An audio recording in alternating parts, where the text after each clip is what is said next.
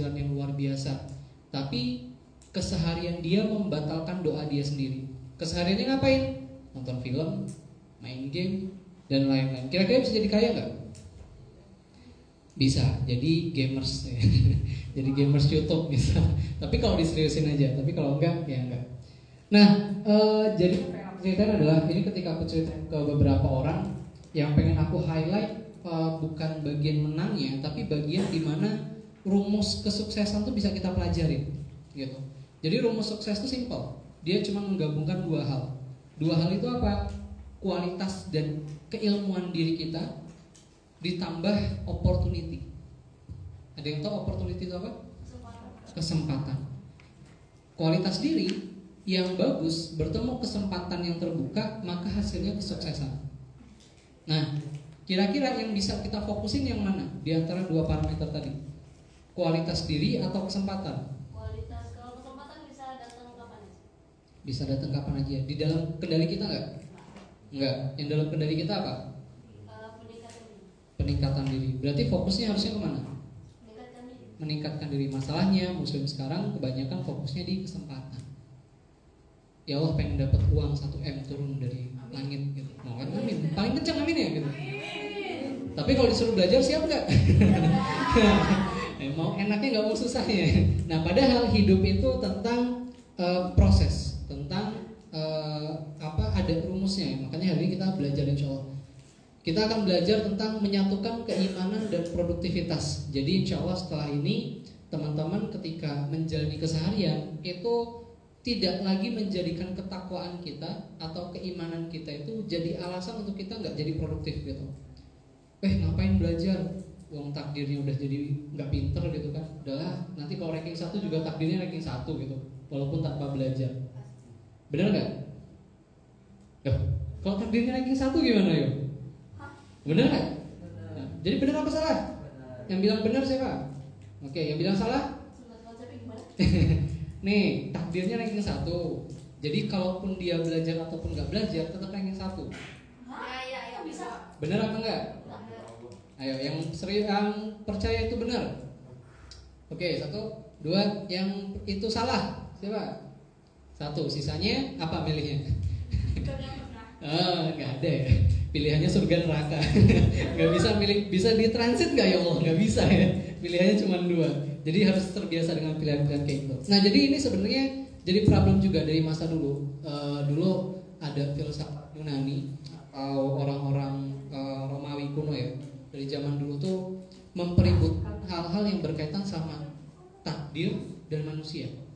Gitu. Kalau takdirnya memang terlahir kaya, kira-kira perlu kerja keras nggak untuk jadi kaya? Perlu? Enggak usah nambah kayanya dulu. Kayanya aja dulu. Perlu nggak? Ya buat mempertahankan kekayaannya itu. Oke, mempertahankan ya. Jadi syarat kaya kerja keras. Ya, bisa nggak kaya tanpa kerja keras? Ada beberapa kesempatan buat bisa. Bisa atau enggak? Bisa. Yang bilang enggak siapa? Bisa kerja keras. Kaya tanpa kerja keras? Bisa sebenarnya. Gimana caranya? Turunan. Rafathar misal. Kerja keras nggak dia? Enggak, cuma lahir doang tuh. Tiba-tiba wah. Nah, dari dulu tuh dipeributkan kayak gini. Apakah manusia itu punya kehendak bebas dalam hidup atau enggak? Apakah kita hidup ini jalannya itu udah ada skripnya, jadi kita cuma ngikut aja, atau kita bisa milih sendiri? Pernah bertanya ini? Milih skrip. Gimana cara milih skripnya? Kamu bisa milih nggak? Oh, ini nanti jadi masinis, ini enggak. Jadi milih jalan yang ini. Bisa ya? Masya Allah, yakin? Ya. Jadi kalau kerja keras bisa jadi masinis? Bisa. Tapi kalau takdirnya nggak jadi masinis? Oke, bisa baca skripnya? Enggak tahu ya. Nah, itu skripnya namanya Lauhul Mahfuz.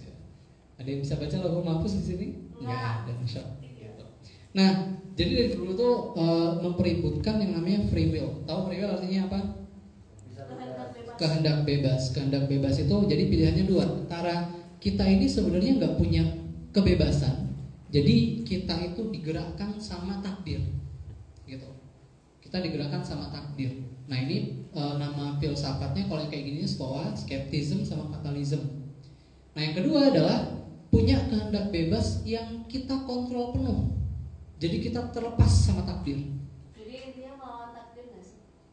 Bukan melawan sih, lebih tepatnya terlepas dari takdir. Kita punya kehendak bebas atau punya kontrol penuh terhadap hidup kita. Berarti membuat takdir sendiri. Yap, bisa jadi kayak gitu. Bisa jadi. Nah, ini nggak cuma di filsafat Yunani aja, terjadi juga di filsafat atau di keilmuan Islam. Gitu. Ada pendapat yang mengatakan bahwa kita tuh sama sekali nggak punya kehendak bebas, kita nggak bisa milih. Allah udah mentakdirkan amal perbuatan kita dan kita cuma ngikutin aja. Itu pendapat Jabariyah. Yang kedua, Mu'tazilah namanya. Kita punya kebebasan kehendak, kekuatan, kekuasaan untuk berbuat atau tidak berbuat serta terlepas dari kehendak, kekuasaan dan takdir Allah. Kira-kira yang benar yang mana? Tebak yang milih Jabariyah. Yang Jabariyah itu yang sebelah kiri. Oh iya, enggak. Apa kebalik aku? Kayaknya enggak deh. Jabariyah itu yang enggak punya kehendak bebas. Mu'tazilah itu yang punya. Yang pilih sebelah kiri yang siapa? Hah? Ada yang pilih sebelah kiri? Sebelah kiri itu gini. Oh iya, gimana ngomongnya? yang milih enggak punya kehendak bebas. Nggak Oke. punya kehendak bebas. Jadi ikutin aja alurnya. Ada? Enggak ada? Yang milih punya kehendak bebas sepenuhnya. Yang sebelah sana. Oke, jawabannya adalah kita cari jawaban yang benar insya Allah. Kita belajar hari ini sebenarnya yang benar itu yang kayak gimana. Nah, ini siapa? Orang. Ini kita. Nah, hidup kita itu sebenarnya kita hidup di dua zona. Zona pertama, ini zonanya disebut zona mukhayyar. Zona apa? Zona mukhayyar. Yang kedua, ini disebut namanya zona qadha. Zona apa? Qadha. Tahu bedanya? Enggak. Itu yang kode itu di luar jangkauan manusia. Masya Allah. Tahu dari mana? Karena itu orangnya nggak di luar. Iya. Gambarnya sudah menjelaskan ya. Nah ini namanya desain itu berbicara. Masya Allah. Pintar. Nah qadha itu di luar kendali manusia. Kalau mukhayyar berarti di dalam kendali manusia, dan qadha itu di luar kendali manusia. Nah kita akan belajar bedanya gimana sih. Pertama, kalau dalam kendali kita berarti dia akan masuk kategori kita akan dimintai pertanggungjawaban. Masih ingat materi kita terkait naluri dan apa kemarin? Bukan, yang dua itu, dua komponen dasar manusia. Naluri sama apa? Kebutuhan, insyaallah ya. Naluri dan kebutuhan. Naluri kalau nggak terpenuhi ngambek. Kebutuhan kalau nggak terpenuhi mati. Insyaallah. Nah, itu kan butuh pemenuhan semua ya. Pemenuhan itu kan prosesnya pakai milih, caranya pakai apa? Nentuin milih cara untuk memenuhi naluri dan kebutuhan. Pakai akal. Nah, pakai akal itu kan dalam kendali kita. Nah, makanya cara-cara pemenuhan naluri dan kebutuhan itu akan dihukumi pahala dan dosa. Akan dihukumi salah dan benar. Kenapa? Karena dalam kendali kita, masuk dalam mukhayyar. Makanya Allah sampaikan, "Faman ya'mal mithqala dzarratin khairan yarah." Maka barang siapa mengerjakan kebaikan seberat zarrah, niscaya dia akan melihat balasannya. Tahu lanjutan ayatnya apa? Zarrah itu apa? Zarrah itu, nah, pernah lihat biji sawi? Enggak. Bisa, bisa juga. Tapi gambarannya biji sawi ya, karena penggambaran bahwa sekecil apapun itu pasti nanti ada balasannya. Walaupun kecil banget sebesar biji zarrah, biji sawi, gitu. Dan lanjutannya adalah wa may ya'mal mithqala dzarratin khairan. Nah ini kalau kita ngelakuin kebaikan kita dapat balasan. Kalau kita ngelakuin kejahatan juga dapat balasan. Kalau ngelakuin kebaikan balasannya apa? Pahala. Kalau kejahatan, keburukan, balasannya dosa. Nah ini kategorinya masuk ke dalam mukhayyar atau pilihan kita. Nanti akan ada contohnya biar lebih gampang ngerti, insyaallah. Kayak contoh misal lapar. lapar itu pilihan atau takdir? Takdir. Yang milih pilihan siapa? Oke, yang milih takdir. Yakin ya? Ya. Lapar itu takdir atau pilihan? Takdir. Takdir. Terus makan sesuatu untuk memenuhi lapar itu takdir atau pilihan? Pilihan. Pilihan. Jadi kira-kira yang dihukumi mana? Laparnya atau makannya? Makanannya. Makannya. Gimana cara makan itu dihukumi benar atau salah? Apa? Makannya dong? Halal atau Haram. haram? Kalau halal berarti dapat pahala. Kalau haram dapat dosa. Ngerti ya sampai sini ya? Ya. Mana yang takdir, mana yang. Nah, tapi problemnya adalah qadha itu qadha itu bentuknya takdir yang khusus. Itu. Ngerti takdir yang khusus? Contoh-contohnya kayak kamu diomongin orang, dapat head comment, digunjing sama orang, di apa misalnya lagi? Apa sih gambar yang menggambarkan ini? Ya pokoknya kamu diomongin orang deh kayak gitu. Digibahin. Itu dalam kendali kita atau di luar kendali kita? Di luar. Di luar kendali kita. Maka kalau kita ngabisin waktu untuk hal itu, sama aja buang-buang tenaga untuk hal yang sia-sia. Lalu dapat pasangan, nikahnya sama siapa? Gitu. Takdir atau pilihan nikah sama siapa? Takdir. Takdir. Ayo. Udah soalnya. Takdir. Pilihan atau takdir? Kalau pilihan belum tentu benar. Jadi banyak kisah ya teman-temanku itu dia udah milih, udah istikharah gitu. Udah milih satu, nggak dapet. Tapi ketika tetangganya sendiri yang datang langsung jadi. Jadi kadang pilihan itu tidak sesuai dengan takdir kan. Jadi ketika pilihan bertemu dengan takdirnya insya Allah langsung lurus. Masalahnya adalah kita nggak tahu takdirnya siapa. Dan yang terakhir, lahir dari keluarga mana. Itu sifatnya takdir. Contoh takdir lagi adalah qadha. Qadha itu oh iya, kalian pernah belajar qadar belum? Udah. Udah ya? Masya Allah. Qadha itu apa? Kalau itu takdir yang di luar kendali. Kalau Apa? aduh. Kira apa? Qadha apa? Qadha apa? Takdir yang tidak bisa dirubah. Takdir yang tetap. Pasangannya qadha apa? Qadar. Qadar. Kalau qadar artinya Takdir yang bisa dirubah. takdir yang bisa Dari pilihan. dirubah. Ada lagi yang lain? Jawaban lain? Soalnya dulu aku pernah dapat jawaban qadha itu takdir baik, qadar itu takdir buruk. Ada lagi yang jawab qadha itu takdir besar, qadar itu takdir kecil. Bro. Dia jawabnya itu beneran. Jadi qadha apa? Takdir besar kak. Oh ya. Qadar takdir kecil. Ya, lanjut dulu aja. Jadi emang banyak definisi karena emang qadar masuk rukun apa? Iman apa Islam? Yang ke 6. Jadi masuk rukun iman, qadha dan qadar. Maka di apa ya? Kitab Nizamul Islam, peraturan hidup dalam Islam itu di bab kedua qadha dan qadar itu dibahas lengkap tuh.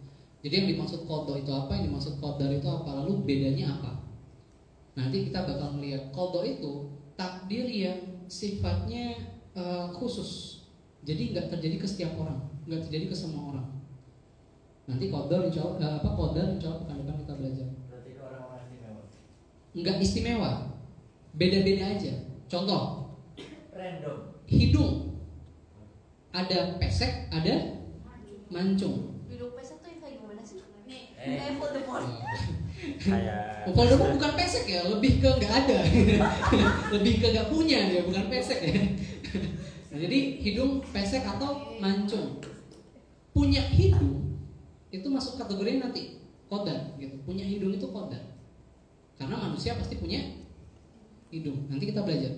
Tapi hidungnya pesek atau mancung itu qadar. Jadi emang semuanya mancung? Enggak kan? Tapi nggak Enggak. pernah lihat hidung pesek tuh yang maksudnya kayak gimana. Soalnya kan kadang tuh apa pesek kan relatif. Coba sih. Ya mungkin kita butuh SNI ya buat mengukur. Mungkin Ustaz bisa menggambarkan di papan tulis bentuk hidungnya Gak penting ya. Di pesek kayak gini nih ngomongnya. Kalau mancung kayak siapa ya? Orang-orang Arab lah kayak gitu. Kalau langsung lihat ke Hamzah. Nah contoh lagi, contohnya bisa kejadian atau kejadian itu apa ya? Kejadian pokoknya. Misal ayahku meninggal tahun kemarin gitu. Nah itu kodok buatku. Tapi semua orang pasti bakal meninggal. Ya. Nah caranya kan beda-beda. Nah caranya itu masuk kategori. Nah enggak, kalau kodar semuanya meninggal. Nanti kita belajar soal pekan depan. Gimana? Sebentar, jadi kalau bentar. Jadi itu kodenya itu tuh mati yang pasti. Tapi kalau kodenya itu cara matinya itu Kebalik. oh Kebalik. gimana? Nanti kita belajar kodar itu diserap ke bahasa Indonesia artinya kadar. Kadar itu sunatullah. Semua punya kadar. Api itu panas. Itu kadar. Nah, pekan depan belajar lagi kenapa apinya Nabi Ibrahim tidak panas gitu. Yang membakar Nabi Ibrahim. Nah, itu yang disebut mujizat gitu. Jadi beda. Waduh, kebalik. Juga lahir di keluarga mana? Rafatan misal sama bayi B, fulan gitu.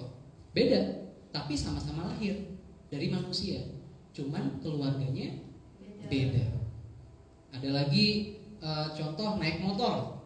Sama-sama naik motor, bisa naik motor, tapi salah satunya ketilang. Yang satu enggak. Ya, kejadian lagi, takdir lagi. Ya, jadi bakal bisa ngerti nanti insya Allah ketika kita belajar kodar juga. Tapi karena waktunya nggak cukup pekan depan insya Allah. Nah, ini penting. Kenapa penting? Karena akan mempengaruhi persepsi dan respon kita terhadap kodok atau terhadap takdir tadi, takdir khusus tadi, gitu. Takdir khusus yang mana rumusnya tuh kayak gini. Kodok kejadian atau perbuatan yang menimpa diri kita, yang datang ke diri kita tadi udah belajar kan kejadian-kejadian, apalagi misal ada yang bisa ngasih contoh satu biar ngerti. Musibah. Nah itu bentuknya kodok. Musibah contohnya apa misal? Ya Kecelakaan. Tenggelam. Ya, insyaallah. Keseleo, jatuh gitu. Juga misal lagi naik tangga, ada orang lagi naik tangga benerin lampu terus kita lewat di bawahnya terus dia jatuh kepleset nimpa kita. Itu masuknya? Sudah jatuh terus. Pinter. Itu masuknya kodok, takdir juga gitu. Takdir khusus. Jadi nggak semua orang naik tangga bakal jatuh, tapi ini kodoknya jatuh gitu. Nah, yang kedua adalah respon, pemikiran, perasaan dan tindakan. Kalau kita ngerti mana yang ada di luar kendali kita dan kita ngerti mana yang ada dalam kendali kita, insya Allah nanti hasilnya sukses. Kita sukses maksudnya apa? Kita menyikapi sesuatu itu dengan benar. Dan cara menyikapi yang benar itulah yang menghasilkan pahala. Kalau cara nyikapinya salah, akan menghasilkan dosa. Percaya? Iya. Nah, percaya. Karena kita akan langsung kasih contoh. Survei penampilan paras. Jadi ada survei ya, ada survei ditanya ke orang-orang. Aku nggak tahu jumlah yang ditanya berapa, tapi dari persentasenya disampaikan di tulisannya itu 70-90% orang itu nggak puas sama parasnya. Tahu makna nggak puas? Tidak. Nah, insecure. Kalau lihat orang lain kayak kok dia mancung ya, kok dia ini kok aku enggak gitu.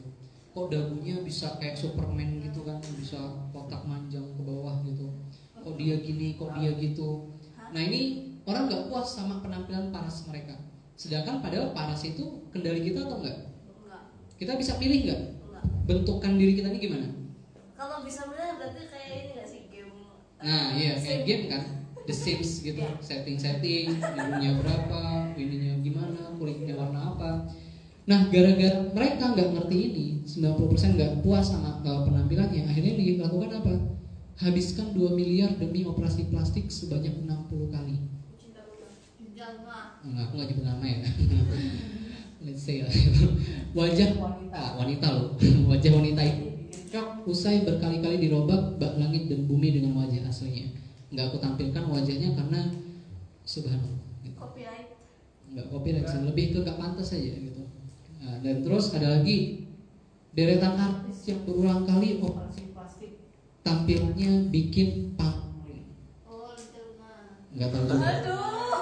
Ada lagi, oplas berkali-kali wajah pria Vietnam berubah jadi seperti ini. Itu kan BTS kok. Bukan. Bukan. Vietnam. Ini Korea. manusia bukan tower. Tower BTS nggak bisa operasi. Jadi tuh kiri yang sebelah sana sebelum dioperasi, sebelah sini setelah dioperasi. Nah, ada yang tahu operasi plastik dalam Islam apa? Haram. Haram. Berarti kalau mengubah wajah Haram. haram, nggak boleh. Ya kan? Kalau haram dilakukan berarti dapat dosa. Balik lagi. Berarti merubah paras kita itu kelakuan kebaikan atau kejahatan? Kejahatan.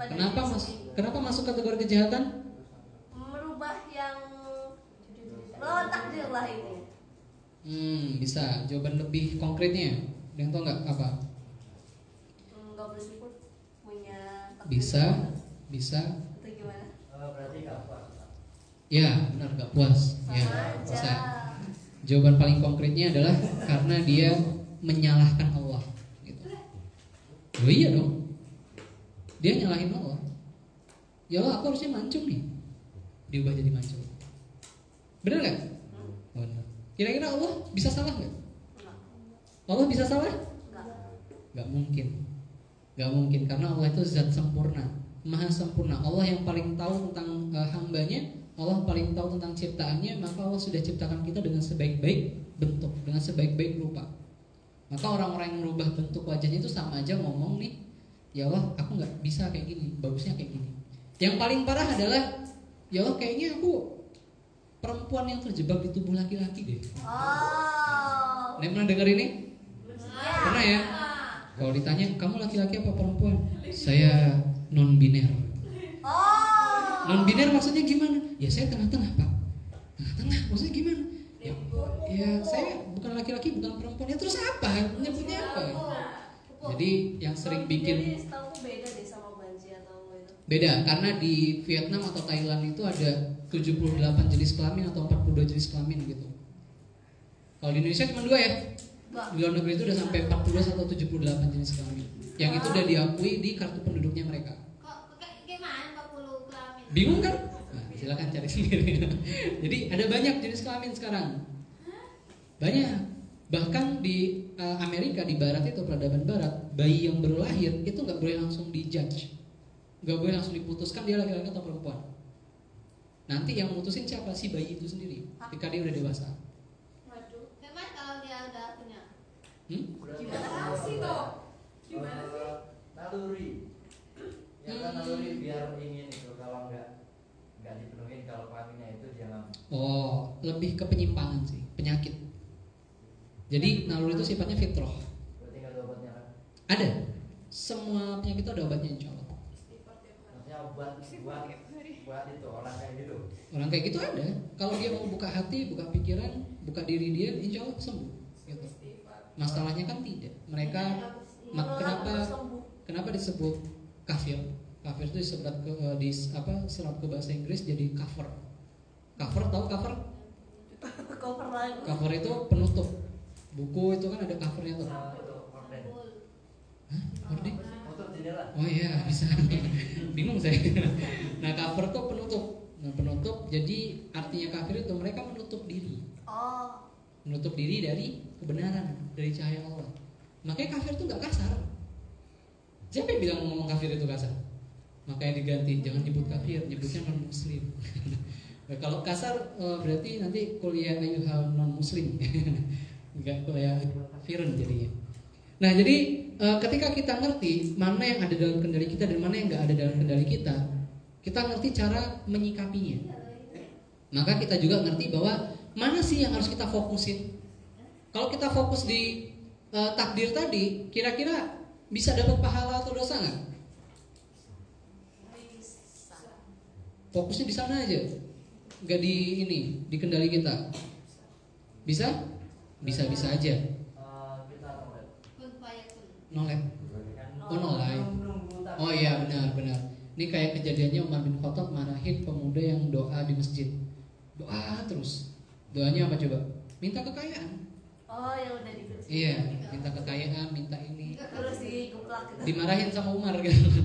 Ya kalau minta kaya kerja, gitu. Keluar kerja nggak doa terus. Nah itu sahabat tuh paham mana bab di luar kendali dan mana bab di dalam kendali, mana yang dihitung dan mana yang nggak dihitung. Gitu. Kita nggak pernah ditagih atas kulit kita warnanya apa.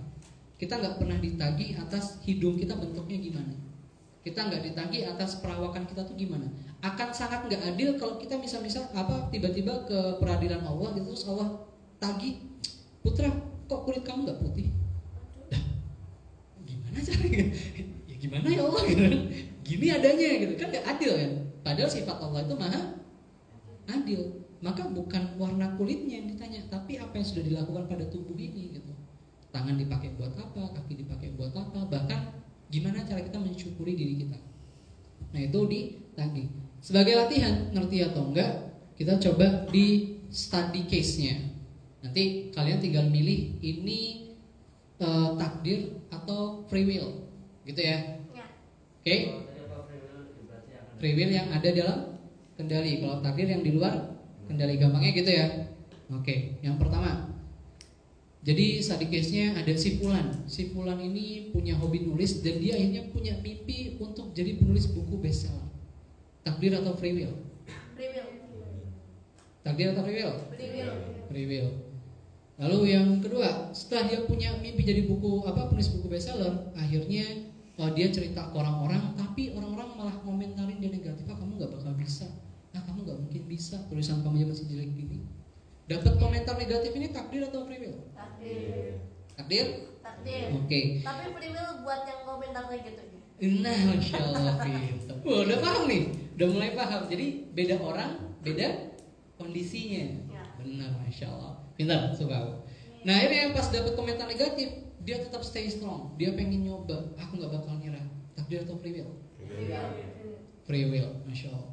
Dan ketika dia mulai belajar, ikut kelas, bikin naskah, bikin proposal, bikin skrip, dia ajuin ke penerbit, tiba-tiba sama penerbit ditolak. Takdir atau free will? Takdir. Ketika ditolak, dia ngerasa sedih. Takdir atau free will? Free will.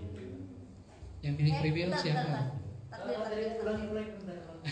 Ketika udah bikin skrip nih, udah belajar, dia kasih ke penerbit, ditolak sama penerbit. Nah, terus dia ngerasa sedih. Ketika tahu itu ditolak. Takdir. Yang pilih takdir? Takdir. Okay.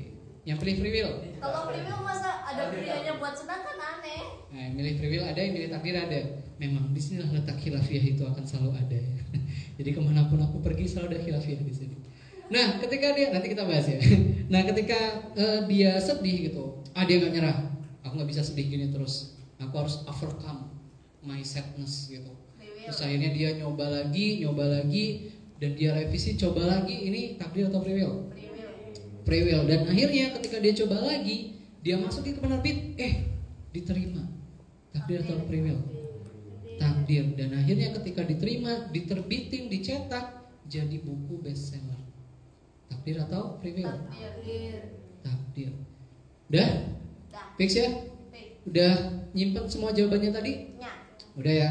Nah ini nanti kalau free will dia warnanya kuning, kalau takdir dia warnanya merah. Diingat-ingat? Ya. Kita kunci jawabannya. Jawabannya kayak gini. Loh, kok Big merasa dream. sedihnya putih? Wah ini di sini. Di sini letaknya. Gitu. Kok putih? Kenapa dia putih? Masih tengah-tengah. Karena sedih. Apa? Sedih Karena itu merasa sedih. Naruli. Naruto.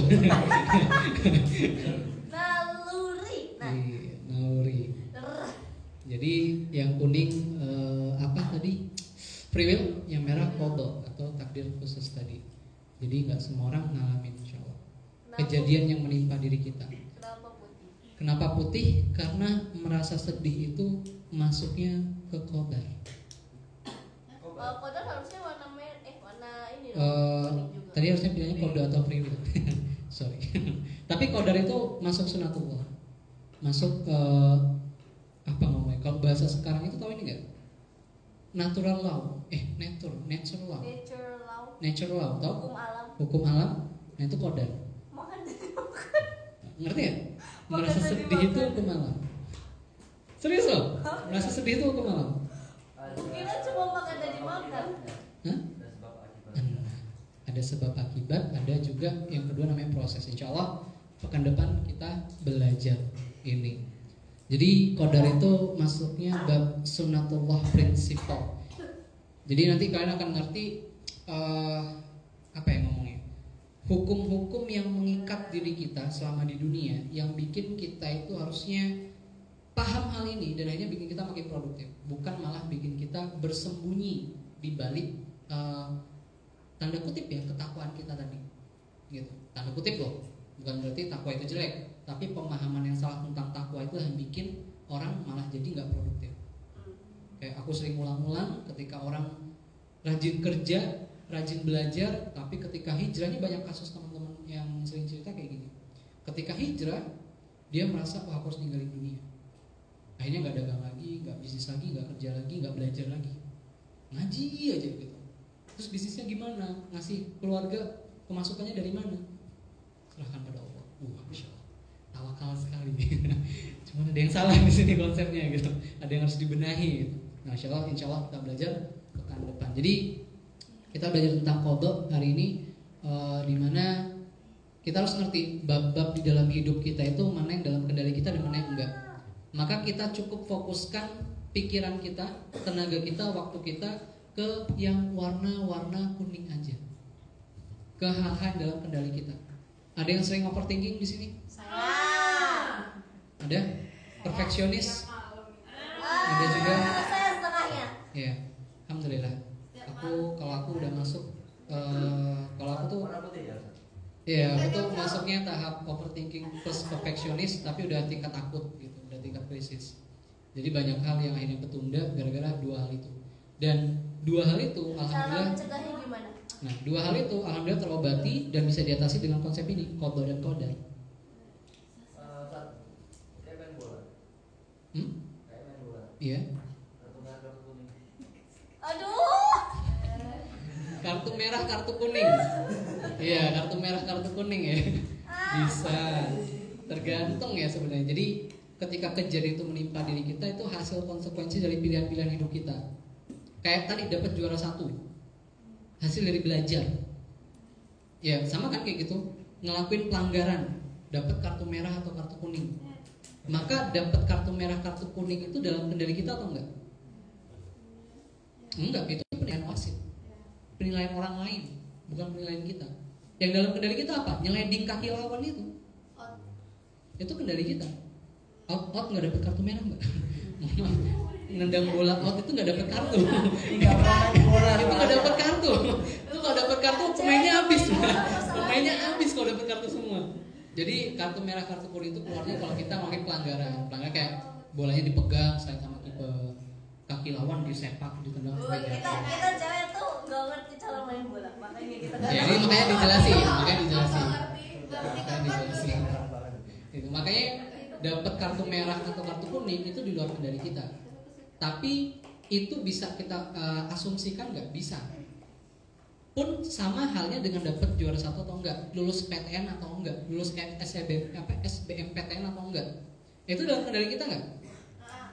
Kelulusannya, penilaian kelulusannya itu di luar kendali kita. Tapi effort atau ikhtiar untuk bisa dapat hasil itu dalam kendali kita nggak? Dalam kendali kita. Maka orang sering menghabiskan waktu, orang overthinker itu ngabisin waktunya buat apa coba? Lulus nggak ya? Lulus nggak ya? Lulus nggak ya? Belajar lah. Tapi nanti kalau nggak lulus gimana? Tapi kalau udah belajar pasti lulus deh. Tapi kalau enggak gimana? Oh iya juga ya. Nonton YouTube deh gitu. Akhirnya nonton YouTube gitu. Overthinker kan kayak gitu. Fokusnya akhirnya ke lulus atau enggak. Padahal itu masuk kategori luar kendali kita. Yang dalam kendali kita apa? Belajar. Kartu merah atau kartu kuning. Kalau pemain bola mikirnya gitu doang. Wah, dapat kartu merah enggak nih? Dapat kartu kuning enggak nih? Gak main-main. Gak ditendang, gak diambil bolanya. Tapi dia ngelakuin sebisa dia. Dan dia paham kalau dia nyepak pelanggaran, itu dia dapat kartu kuning atau kartu merah. Kuning. Ini nggak tebak-tebakan, ini cuma ngasih tahu. Nggak tebak-tebakan. Hijau. Ada lagi? Enggak. Ada. Ada yang mau nanya? Langsung tanya jawab aja. Nggak apa-apa. Sama kayak Ustadz nyampein Apa? sama kayak Ustadz nyampein ke kita. Iya, nyampein gimana? Nah, berarti Ustadz itu yang kuningnya yang sudah Oh, lagi proses ini. iya. Oh iya. Nah, terus takdirnya itu kita tahan. Ya. Ya, takdir. Ya, free will. Kan kita bukan Ustadz yang Gimana? itu. Ya, benar. Jadi pokoknya apa-apa yang di luar kendali kita itu masuknya bukan mukhayyar atau free will, tapi maksudnya udah bab qada atau qadar gitu. Jadi maksudnya bab takdir tadi di luar kendali kita. Nah, kayak aku sekarang ngomong di depan kalian. Ini kalau di aku babnya free will. Kalian Takdir. nah, gitu. Paham ya bedanya ya? Contoh juga, misal aku megang bola kasti atau bola apa, tak lempar nih ke kepala salah satu orang di sini gitu. Stop. Bagi aku itu takdir atau free will? Free will. Tapi bagi orang tadi, Takdir. nah, jadi yang kena dosa pahala pahala atau dosa siapa? Ustaz. Aku kan? Bukan. Bukan orang tadi kan? Bukan. Nah, jadi ngerti akhirnya ketika kita diomongin sama orang lain, kenapa ya kita nggak dihitung pahala atau dosa di sana? Karena bukan kita yang ngelakuin. Nah, bisa dapat dosa atau pahala gimana? Respon kita gimana? Oh, ya udah biarin aja. Dapat pahala nih tambahan. Nah, itu mengundang pahala. Aku misal kulitnya nggak terlalu putih gitu, ini takdir buatku. Maka aku bisa dapat dosa nggak dari sini? Bisa. Ketika apa? Aku nggak bersyukur. Tak kikis gitu kan, atau tak operasi gitu, tak siram apalah, Baiklin gitu kan, tak mendem sepekan gitu. Wah, Baiklin biar putih. Nggak tahu ya hasilnya gimana. Nah, ini aja. Angkat, kucek, jemur ya. Nah, jadi akhirnya nggak bersyukur. Nah, itu yang mengundang dosa. Kayak tadi kasusnya orang-orang nggak puas sama arasnya, ngabisin uang miliaran rupiah buat mengubah bentuk fisiknya. Masuknya dosa. Padahal 2 miliar tadi bisa dihemat nggak? Bisa. Contoh lagi, wah udah quiz nih, bagus. Ini harusnya sebelum materi sih. Yaudah deh, gak usah skip. Harusnya sebelum materi, nggak jadi. Ya sebentar ya. Kisahnya gini, ada maling dan ada hakim. Pernah dengar kisahnya? Enggak. Belum ya? Maling dan hakim. Ya banyak cerita. Jadi gini, maling ini ketangkep, terus diadili di sidang gitu. Sama hakimnya diputuskan bahwa maling ini potong tangan. Karena kan kalau hukum Islam kan maling dalam kadar tertentu bisa dipotong tangannya gitu. Malingnya protes. Bentar Pak Hakim, antara kehendak saya sama kehendak Allah, lebih kuat kehendak siapa? Kehendak siapa? Allah. Maka menteri ini, kalau Allah kehendaki akan terjadi. Tapi kalau Allah nggak berkehendak, kejadian nggak? Enggak. Maka saya nggak bersalah, Hakim. Saya hanya menjalankan kehendaknya Allah. Enggak. Masuk akal nggak? Enggak. Masuk akal. Kalau pemahamannya belum benar, masuk akal. Hakimnya bingung. Iya juga ya. Masa orang ngikutin kehendaknya Allah dihukum? Masa dipotong tangannya? Ya, kalau Mikir, gitu, hakimnya moralitasnya mikir. makin tinggi dong. Nah, tapi akhirnya hakimnya bilang, ya udah potong aja tangannya. Sepes. Malingnya protes. Ya, kok tetap dipotong hakim gitu? Terus hakimnya bilang, antara kehendak saya sama kehendak Allah gedean siapa? Kehendak Allah ya hakim. Kalau Allah nggak berkehendak tanganmu dipotong, kira-kira kepotong nggak? Enggak. Enggak. Maka akhirnya dipotong, kepotong. Berarti kehendak Allah. Nah, kira-kira yang benar siapa? Hakimnya atau malingnya? Salah semua. Salah semua. Salah semua. Karena ini kita paham lewat kodok tadi, gitu. Maling itu pilihan atau kodok? Pilihan. Dipotong tangannya. Pilihan atau kodok? Kodok buat Konsekuensi kodok buat si maling, gitu. Udah konsekuensinya, dia nggak bisa milih. Hai. Tapi malingnya milih nggak? Enggak. Enggak, maksudnya proses malingnya itu milih nggak dia? Pilihan dia tuh bukan? Pilihan dia. Jadi hal kayak gini tuh kita harus paham. Simple sebenarnya, tapi ngejawab hampir 99% jawaban hidup kita gitu loh. Kayak aku ketika overthinking mau bikin satu tulisan misalnya satu konten, mikirnya kayak banyak yang ngomong ke aku tuh, banyak cerita ke aku, nanti kalau nggak ada yang likes gimana? Kalau nggak ada yang komen gimana? Kalau jelek gimana? Kalau nanti diomongin orang gimana? Yang dia tanyain semuanya tuh di luar diri dia. Produktif atau enggak? Enggak. Enggak, bakal Kalau lari. yang mulai. Padahal simple jawabannya. kamu fokus aja bikin kontennya, belajar nulis, belajar hierarki konten, belajar desain, belajar ini, belajar itu, bikin apapun omongan orang itu bahan evaluasi buat kita. Itu enak tuh jalannya tuh, masya Allah. Itu yang bikin Rasulullah ketika diocehin sana sini, difitnah sana sini, disiksa sana sini, Rasulullah paham mana yang dalam kendalinya dan mana yang enggak. Maka Rasulullah nggak pusing sama hal itu, tapi fokusnya sama dakwahnya. Ini kayak gitu. Jadi teman-teman yang punya mimpi juara kelas, mimpi ini, mimpi itu, masuk PTN terbaik, masuk universitas terbaik, dapat jurusan terbaik kalian, taruh itu sebagai planning, tapi jangan terlalu overthinking sama hal itu. Fokus saja ke apa yang kalian bisa kerjakan, apa yang bisa kalian lakukan. Belajar. Sampai kapan Kak? Sampai mati. Muslim itu wajib belajar. Tolabul ilmi itu wajib sampai mati. Maka kalau kata para ulama itu, kalau ada orang muslim nggak belajar ya, hidupnya itu nggak belajar, cuma habis buat hiburan aja, nonton film, main game, baca manga gitu, baca komik dan lain-lain, udah cuma itu doang, nggak belajar sama sekali, maka ya bungkus aja sama kain kafan gitu. Udah nggak ada gunanya orang hidup, berat-beratin aja, bungkus aja pakai kain kafan udah. Kenapa? Karena dia jadi beban buat diri dia sendiri dan jadi beban buat orang lain. Makanya Imam Syafi'i itu paling capek debat sama orang bodoh gitu. Karena nggak mungkin menang. Orang bodoh tuh pakainya bukan logika, emosi. Ini tuh gini, enggak. Pokoknya kalau itu gini, udah naik nadanya. Makanya aku tuh kalau debat sama orang, kalau udah naik nadanya, tak close. Oh iya Pak, Bapak benar. Saya tata pamit dulu Pak, assalamualaikum. Kenapa? Karena udah tahu ujungnya itu nggak bakal selesai, nggak bakal kemana-mana. Susah gitu. Nah jadi gitu. Ada pertanyaan terakhir? Ya. Iya soal.